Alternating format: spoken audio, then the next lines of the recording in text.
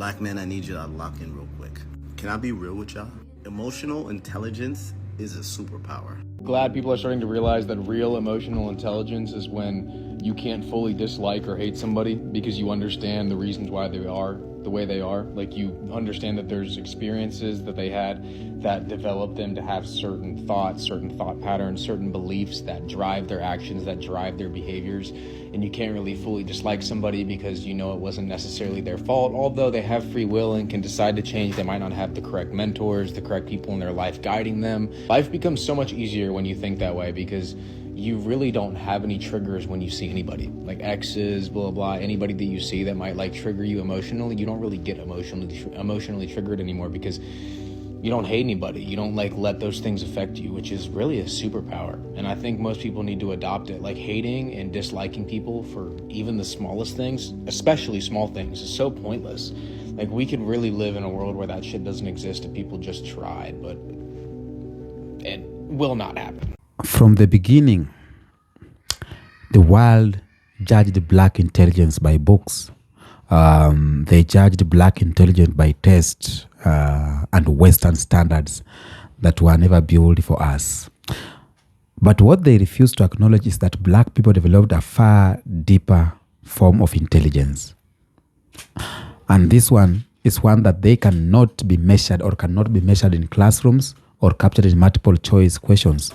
It is the intelligence of the heart, the intelligence of the spirit, the survive, the intuition, the resilience, and the ability to understand humans in a way the system itself cannot decide or cannot decode.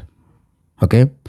Black emotional intelligence is not just a term. It is the truth behind why black people continue to rise in places designed to make them fall. Why our culture dominates the world. Why black creativity is unmatched.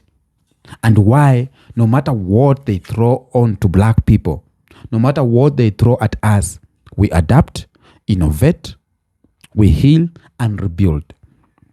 And today, kings and queens from Africa and across the ocean, I want us to explore this superpower, the systems that fears most. They fear this superpower more than anything else. Okay? Now, grand rising to all of you, and thank you so much for always showing me love. And I appreciate you deeply, and I love you so much. So before I continue, I want you to watch these clips of some people talking about black emotional intelligence, and then I'll come back with my commentary. Intelligence is sensitivity. It's sensitivity. Think about it. Emotional intelligence is definitely sensitivity. It is very attractive in a woman because it shows her femininity, and a man shows his understanding of self. Yet, based off the way one is raised or off of their environment, the way they express and or receive said emotional intelligence could definitely look different. Like, for example, with black women, they get the narrative for being aggressive because they are emotional intelligent. They know exactly how they wish to be treated and what they offer. You don't have to be or have to ask them what they bring to the table because they're going to show what they do for self. The same goes for a lot of black men. We take the narrative as being sensitive or too soft, or as they say, sassy these days, is because we can express the way that we wish to be treated, the way that we wish to be shown reciprocated energy. And that takes me to a roundtable discussion that I had with my mom, where she expressed that she was never taught how to respect a man and or treat him, but she was taught how to expect as a woman.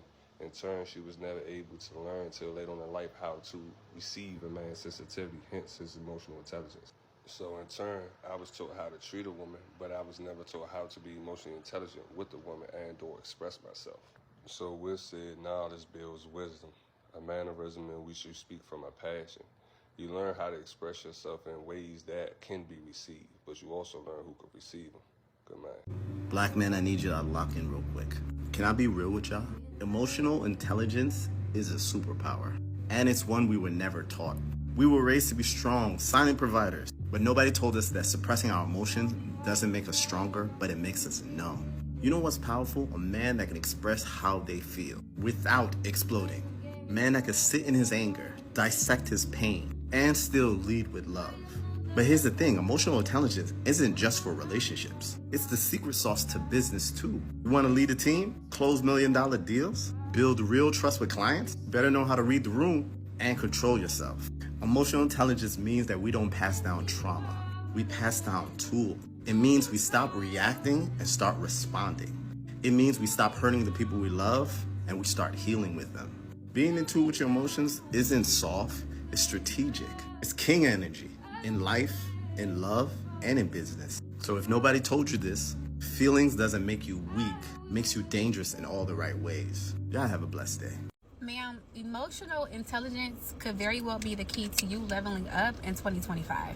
Having emotional intelligence can literally transform the relationships and success that you have this year.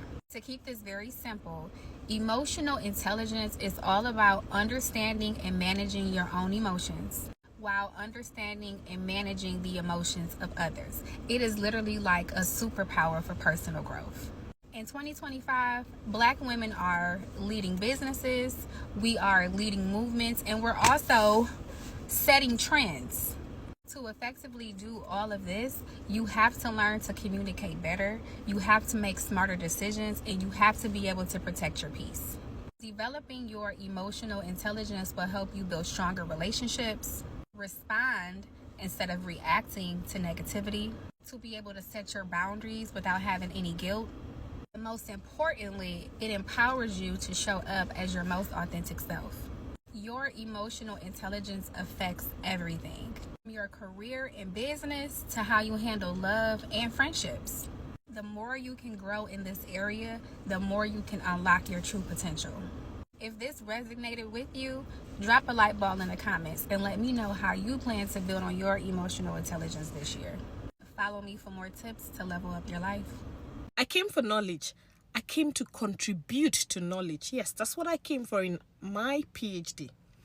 I gained the knowledge. I contributed to knowledge. I am still contributing to knowledge. But most importantly, I left with wisdom. I thought I was just coming to learn theories, collect data, write papers, attend conferences and all. But academia, it had other plans for me. It taught me how to manage my ego. It taught me how to manage others' egos, because not every critic is constructive and not every title means maturity. It taught me how to navigate conflict in group work, in supervision, in the politics no one puts on the website. It taught me how to handle rejection with grace, even when it stings, even when it feels personal. Sometimes I think it's even personal. But I rise over it. I came here thinking emotional intelligence was optional, but I learned is the real PhD itself. The one you don't get a certificate for. The one that actually shapes who you become. Because the truth is, you can have all the degrees, the publications, the awards, but if you can't manage your emotions, you can't work with difficult people, you can't bounce back from failure, you are not ready for the next level. Academia humbled me. It's still humbling me. Academia grew me. I am still growing. It stretched me. It's still stretching me. But most importantly, it gave me wisdom I never saw coming. So no, emotional intelligence doesn't go on your CV, but is what keeps you in the room. I am grateful that I did a PhD because academia has taught me wisdom that maybe I would never have learned from any other place apart from pursuing a PhD. I remain your favorite academic buddy, and I'll see you in my next video. Do you ladies feel like women are seriously ready for emotionally intelligent men? Kitty, what do you think? Okay, let's talk about what emotional intelligence comes with before we even get into this conversation, okay? We're talking about you wanting a man who is tolerant, who regulates his emotions, who also knows how to manage your emotions. But you're also talking about a man who knows how to navigate his sensitivities and everything else when it comes to that. But you have to consider that an emotionally intelligent man is good at cutting people off when he sees that your sensitivities bring too much reactivity. when he sees that you cannot regulate your emotions, when he sees that you have a low tolerance, this type of man that you are asking for is a man who will walk you out the door in a heartbeat if he feels like you are disrupting his peace. If he feels like there's any level of disrespect, because there's a lot that comes with emotional intelligence. So if you asking for that, you got to come with the same level of emotional intelligence as well. Okay? That comes with a number of factors. So if you are a woman who knows that even though you may be sensitive to certain things like criticism, rejection, because you're not always going to be accepted. Sometimes he's going to bounce back. And sometimes he's going to say, I don't agree with your opinion. Sometimes he's going to say, I don't like those thoughts. Sometimes he's going to say, I don't like the way you speak to me. If you're not ready for that, don't be asking for an intelligent man. Welcome back. Now, black emotional intelligence is the ability to read a room before entering it. It's the ability to sense danger before it arrives. It's the ability to detect fake energy from a distance. The ability to understand people even when they hide their intentions. It is the ability to remain calm, in chaos, because you have lived through worse.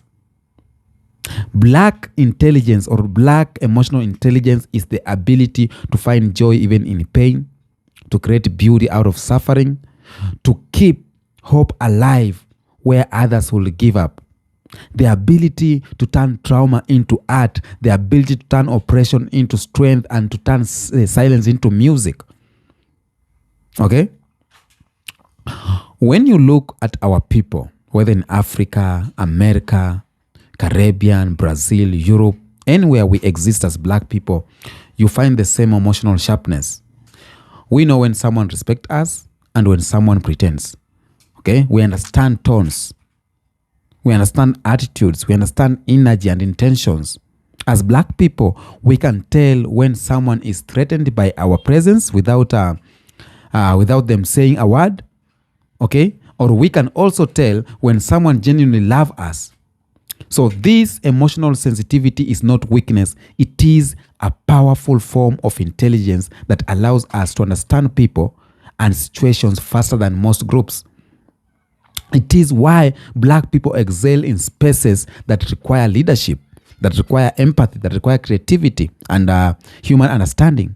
It is why we dominate in music, why we dominate in storytelling, why we dominate in fashion, sports, movements, rhythm, and spirituality. Okay? Emotional intelligence creates culture, and black people creates culture effortlessly.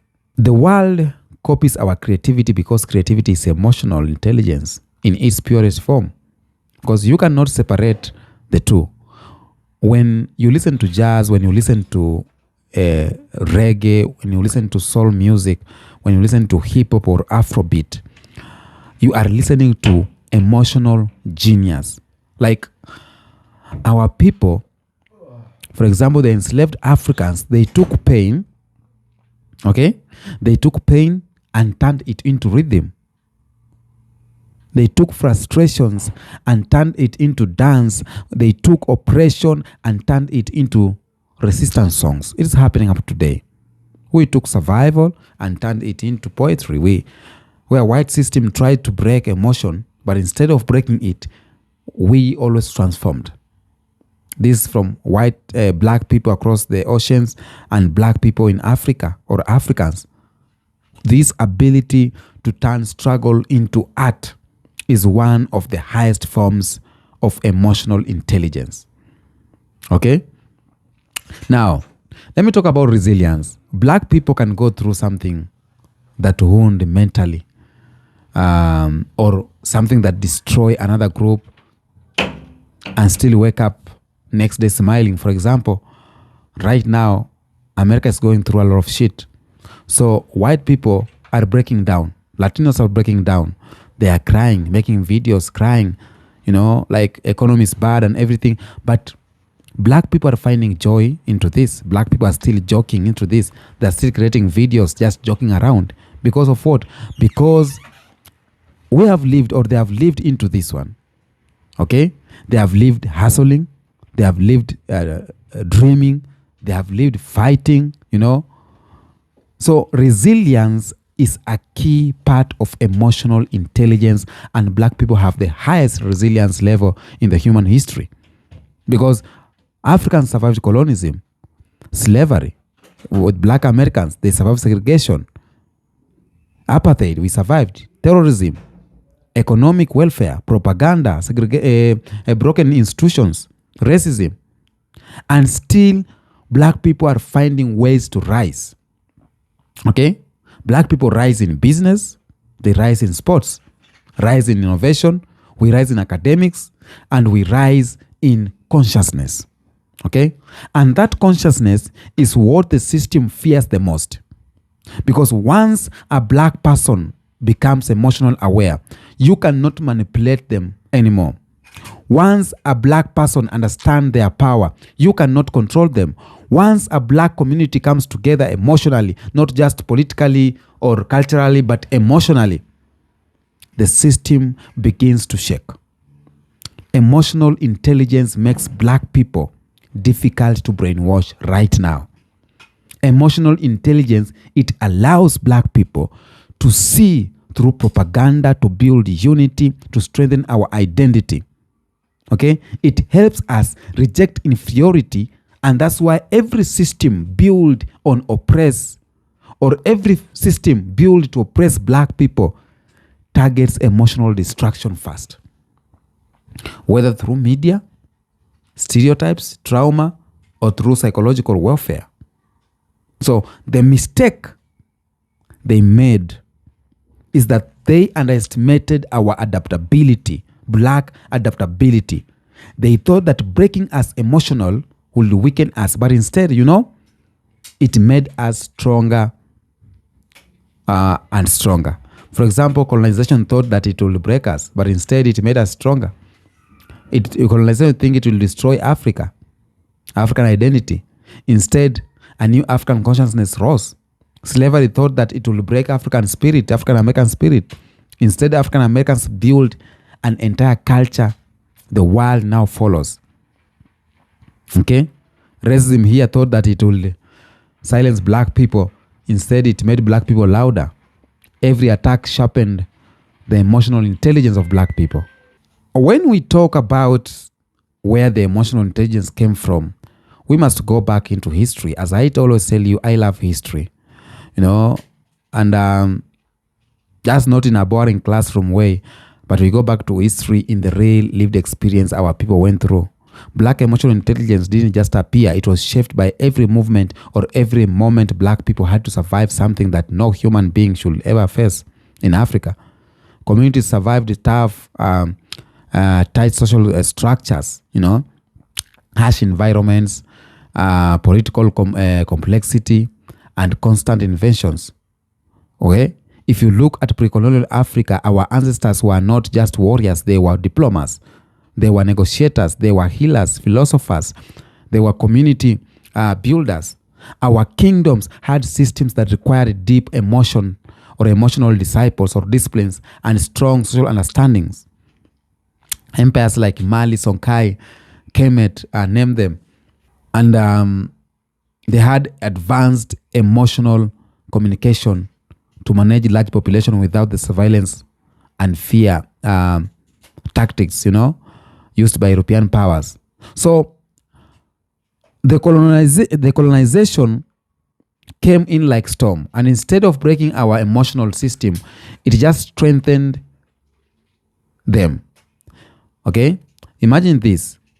You are taken from your land, your language is attacked, your spiritual systems is demonized, your identity is targeted every day, and still you are surrounded by powerful force, with guns and everything that want you to believe that you are nothing. Most groups will collapse. Under that pressure, most groups will collapse. But black people didn't. What black people did, they adapted. Okay? We watched, we studied, we learned to read the colonizer's face before he spoke. We learned to sense violence before it happened. We learned to hide our real feelings to protect our people. We learned to protect our joy even when everything around us was designed to kill us. We managed to pass all through those.